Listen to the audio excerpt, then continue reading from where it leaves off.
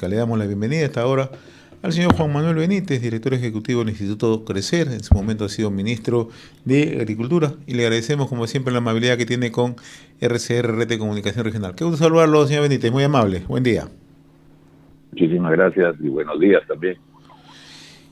Hace unos días en Proinversión, que es la agencia de promoción de la inversión privada, se reunieron representantes de la Municipalidad Provincial de Cajamarca, representantes también de Proinversión, su director ejecutivo, representantes de Newmont Alac, que es la alianza, la Asociación Los Andes de Cajamarca, para nuevamente retomar un tema de interés para Cajamarca, y además es un anhelo de los cajamarquenos por muchos años, como es la presa de Chonta, ¿no? Y justamente ese es el tema que nos lleva a esta conversación, ¿no? ¿Cuán importante es impulsar, generar esta obra y de qué manera tendría impactos positivos para Cajamarca, señor Benítez?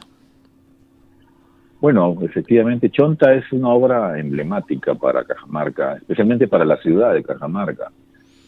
Si bien es una, digamos, presa, es una presa de más o menos unos 50 millones de metros cúbicos, su uso principal es el de consumo humano, o sea, para la ciudad. A pesar que se están abasteciendo hoy día y hay una inversión en pozos tubulares, no es suficiente para poder cubrir digamos, la demanda de agua que tiene la ciudad. Entonces, la presa Chonta, que ya tiene muchísimos años en cartera, digamos, ¿no?, que ha tenido todo un proceso bastante complicado, sería una solución definitiva, ¿no? También tiene un uso agrario, sí, 2.500 hectáreas probablemente podría irrigarse usando agua de esa presa, y también complementaría con una posibilidad de digamos, unos 1.200 kilowatts que podría producir también energía. Entonces es multipropósito, pero sin embargo el uso principal sería el de consumo humano. Por eso es que esta presa es realmente pues es un clamor de la población cajamarquina desde hace muchísimos años. Ahora, requiere de una fuerte inversión, naturalmente, un proyecto de esta naturaleza, ¿no? ¿Debería hacerse bajo la modalidad de asociación público-privada? Eh, es posible en la medida que podría asociarse a una, digamos, recuperación por tarifa de agua, tanto por los tres usos, aunque en el pasado la discusión siempre ha sido lo difícil que podría ser recuperar la inversión, que es bastante grande, sobre la base de una tarifa de agua, porque es el mismo problema que tenemos en todas las ciudades del país. Las empresas públicas suelen no ser muy eficientes para el manejo financiero, porque eventualmente incluso tienen a veces usos políticos, ¿no? Las tarifas parece que fueran materia de la campaña política. Pero sí, si hablamos, digamos, en términos de lo que son las asociaciones público-privadas, podría ser una alternativa, ¿no? En la medida que, repito, podría analizarse la recuperación de la inversión en parte, porque probablemente sea cofinanciada por el propio Estado, dado la importancia de esta represa, podría ser recuperada. Ahora, sí me gustaría comentar algunos temas que tienen que ver con la historia de esta represa, porque es necesario que todos los conozcamos. Esta presa, que tiene, no sé si alcanzo a recordar, por lo menos una discusión de hace 15 años, si no recuerdo mal, me tocó a mí estar como viceministro de Agricultura en esa época, de Infraestructura Agraria, y le transferimos a la municipalidad de la provincia de Cajamarca 13 millones de soles para hacer un estudio definitivo.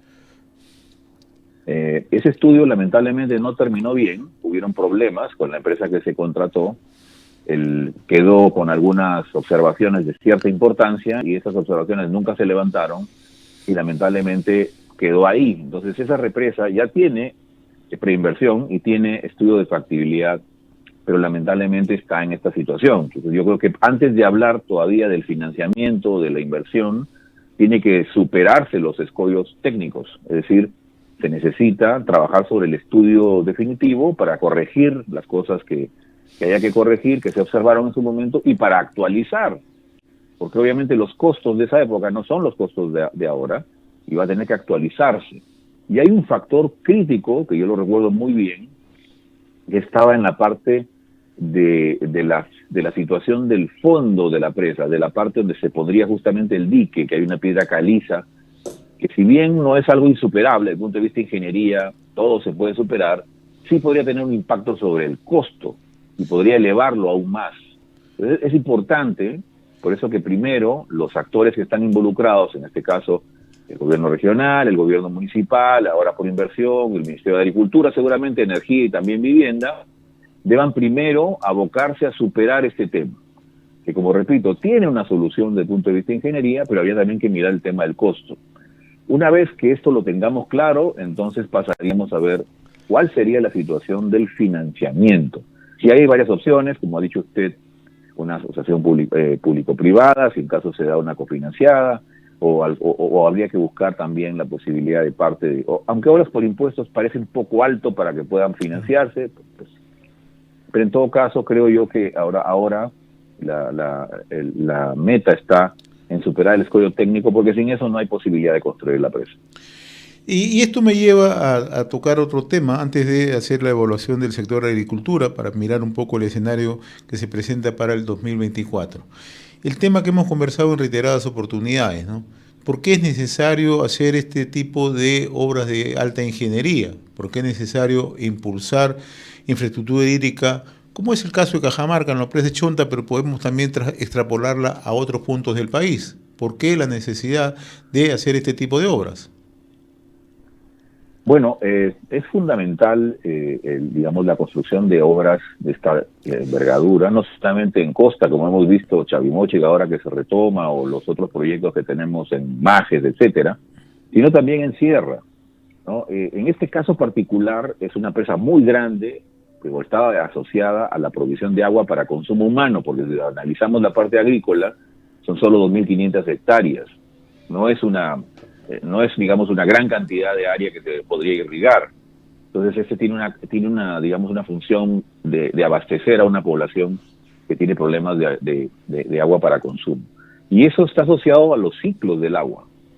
Se están cada vez complicando más las cosas para, digamos, en términos de lo que es la cantidad de agua que cae, probablemente en el año, aunque está bajando en algunos sitios, estamos enfrentando desglaciación también, pero hay mucha agua en poco tiempo y muy poca agua en otro tiempo. Entonces, estos ciclos están afectados por el cambio climático, obviamente, nos están llevando a la necesidad de ahorrar agua cuando viene mucho, guardarla para usarla cuando no tenemos esta disposición. Entonces, en este caso particular, esa es la importancia. Y creo que ha entendido bien el mensaje ahí, tanto el municipio como la empresa privada, porque yo creo que aquí la intervención de ALAC, además yo soy parte del consejo directivo de ALAC, creo que se ha entendido bien que la minería que tiene recursos debe apoyar justamente en un tema tan sensible como el agua y en Cajamarca. Así que me parece que a eso también habría que resaltarlo, la participación de ALAC aquí, que está principalmente concentrado en apoyar en el superar el escollo técnico, es necesario relevar. Pero hablemos del resto del país, no solamente en costa y sierra, hoy día incluso en selva estamos necesitando también riego complementario. Si bien hay mucha agua en la Amazonía, también es cierto que la deforestación está afectando el ciclo del agua y también estamos teniendo problemas para, digamos, nivelar o tener un rendimiento continuo en las plantaciones, porque en algunos casos hay periodos muy secos. Entonces, el riego, en este caso más complementario, también es necesario en la selva. Por eso creo que ha hecho bien el ministro de Agricultura, el ministro Manero, cuando ha dicho que va a retomar la función del ministerio en términos de lo que es la provisión de agua. Si bien el suelo es importante, y ya lo hemos hablado anteriormente con el tema de la ley forestal y las modificaciones respecto a la clasificación de suelo, si bien es importante el suelo, lo más importante es el agua, porque además hoy día dentro del agua uno puede nutrir las plantas a través de lo que se llaman los sistemas de fertirriego. Entonces, y esto no solo es exclusivo para la industria o la agroindustria más sofisticada de la costa, sino es algo que debería ya ser masivo en nuestro país. Todos los pequeños productores en café, en cacao, definitivamente podrían también tener rendimientos superiores que es una de las salidas, desde mi punto de vista, para mejorar la situación de pobreza en nuestro país. El gran problema de nuestra agricultura, yo creo que está centrado principalmente en productividad. Si uno compara las empresas más eficientes con los pequeños productores, las diferencias en productividad son enormes. Y eso tiene que ver con asistencia técnica, pero también con tecnología, especialmente con riego. Entonces, por eso es que es tan importante que el ministro de Agricultura haya señalado que va a retomar este esfuerzo, ¿no? Que se hizo también en la época del gobierno de Humala, del presidente Humala, cuando hablamos del proyecto Mi Riego, que impulsó casi más de 1.200 millones de soles para trabajar en la sierra, por ejemplo, sabiendo que hay una brecha por lo menos de unos 10.000 millones de soles ahí. Creo que es necesario reimpulsar eso. Esa es la verdadera segunda reforma agraria. Y luego, porque eso es otro tema que también conversamos, José, es el tema de los derechos de propiedad. Si no tenemos una agricultura con seguridad jurídica, no tratamos de llevar al agricultor hacia la formalidad, también es muy complicado que pueda lograr éxitos, porque va a siempre estar amarrado a estos créditos de proveedores o altas tasas de las cajas rurales o del propio Banco Agrario, que incluso no son tasas muy competitivas, y entonces está amarrado en una trampa de pobreza. No es capaz de lograr salir de esta situación que se repite campaña por campaña. Yo creo que es importante la lectura que tiene ahora el ministro y el Ministerio de Agricultura respecto a la importancia de tener un eje en el agua, pero también conectar todos los servicios del ministerio a partir de esta identificación de espacios, de territorios, que con la llegada del agua pueden ser mucho más potentes en términos de productividad. Ahí hay que poner todos los huevos en esa canasta, porque lo que necesitamos al final es impulsar los territorios para que tengan mejores resultados, y creo que ahí también la minería tendría una buena opción de participación. Yo lo he dicho también en este programa cuando hemos hablado de agrominería. Si sumamos a la exportación, que hoy día tiene necesidad de más productos, ¿no? De más tierras para producir, no para comprar, pero para hacerlas producir en cadenas de valor con pequeños, creo que ese es el espacio donde la minería podría complementar con infraestructura de comunicación, de caminos, energía y también, ¿por qué no?, con capital, para que podamos asociar esos productores con ya estas cadenas de valor que tienen mercados, y eso podría ser una gran salida para el país. Y ahí la importancia, por eso, aunque sé que hay muchas personas que probablemente no estén de acuerdo, pero yo sí creo que una nueva ley de promoción agraria sería fundamental. Seguramente reestructurada, ¿no? Claro. Mirando algunos aspectos que corregir, pero yo creo que sí es importante un reimpulso, José, porque nos hemos quedado con la tarea incompleta. Necesitamos incorporar a los pequeños productores en cadenas de valor con los que tienen más llegada al mercado, y ahí trabajemos con incentivos que creo que son necesarios. ¿Cómo está mirando el escenario del sector de agricultura para el 2024? 2023 no ha sido el más óptimo, 2022 de la misma forma. ¿Cómo se presenta el 2024? Si uno mira las cifras, obviamente es un mejor año, ¿no? Vamos a tener un rebote de una caída que la verdad en casi 10 o 15 años no se veía, ¿no? Hemos tenido más bien promedios de crecimiento de 3% en el sector. La caída del año pasado de casi más de 1,5 puntos no era, pues, no es algo que nos pueda, digamos, entusiasmar. Pero este año, además del rebote, estamos viendo también que el fenómeno del Niño no fue lo que se esperaba, gracias a Dios, por el lado también de la pérdida de infraestructura, de vidas humanas, etcétera. Pero eso ha traído mucha agua también para los reservorios. Entonces, por lo menos tenemos agua en los reservorios, que eso es una buena noticia. Hay cierta humedad también en el suelo, que es otra buena noticia. Y entonces probablemente los resultados que veamos en términos de producción se vayan nivelando, se vayan regulando, y podamos tener un año mejor que el año pasado. Hablan algunos de una amenaza de una niña. Ya nos estamos acostumbrando a estos ciclos de niños y niñas. Todavía eso no está confirmado, eso está recién, digamos, en proceso de análisis, pero yo pienso que este año por lo menos vamos a tener un descanso en agricultura y vamos a tener rendimientos mejores. En ese sentido es que creo que es necesario el replantear el rol que ha venido teniendo el Ministerio de Agricultura. Los ministros que han venido desde prácticamente la época del que el presidente Castillo, hasta hace muy poco, se han enfocado mucho en una labor bomberil, ¿no? De bomberos, de ir y tapar algunos huecos, de ir a poner algunas, digamos, soluciones de cortísimo plazo, embarcados en el tema del niño, que estuvo bien, pero creo que es necesario retomar la línea de mediano y largo plazo que necesita un sector como este. Y vuelvo a repetir ahí, creo que es necesario hablar sobre seguridad jurídica, sobre formalización, hablar sobre infraestructura de riego, y creo que también en ese sentido es necesario tener una labor muy clara de previsión hacia el futuro también de los efectos climáticos.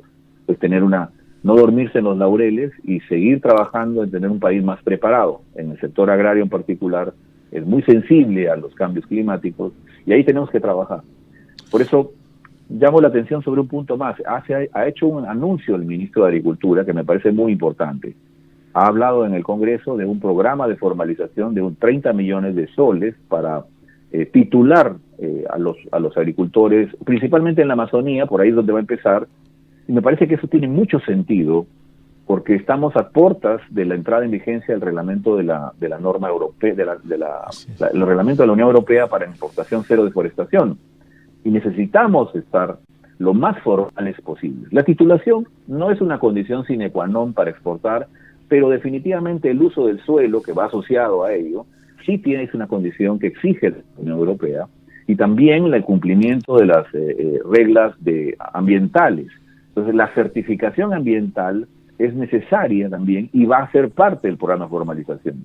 Ahí creo que tenemos un elemento a resaltar, una tarea de urgencia, porque estamos en junio prácticamente ya, y la entrada en vigencia del reglamento es a partir del 1 de enero del 2025.